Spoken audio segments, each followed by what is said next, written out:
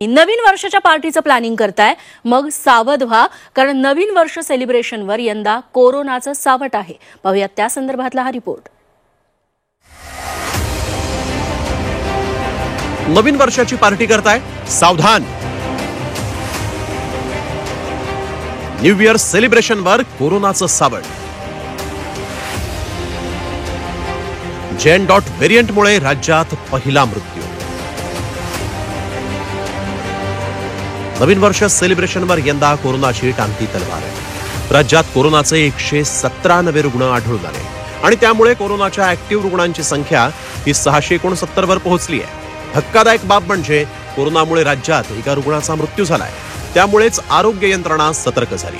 पुढचे 10-15 दिवस आरोग्य यंत्रणेनं आणि नागरिकांनी सतर्क राहावं असं आवाहन आरोग्यमंत्री डॉक्टर तानाजी सावंत यांनी केलंय.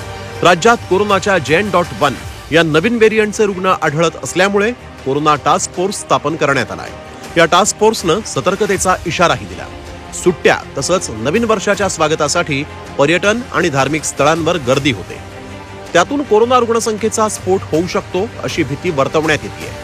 कोरोनापासून वाचण्यासाठी काय काळजी घ्याल पाहूया. घर आणि ऑफिस परिसर स्वच्छ ठेवा.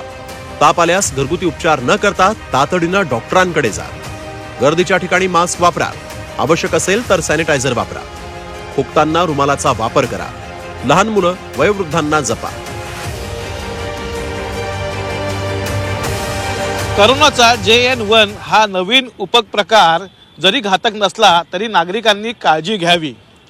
नागरिकांनी घाबरून न जाता कोविडचे नियम पालन करावे असं आव्हान प्रशासनाकडून करण्यात आलं आहे. त्यामुळे घाबरू नका, मात्र काळजी घ्या. व्हिडिओ जर्नलिस्ट धीरजसह कपिल राऊत, झी मीडिया, मुंबई.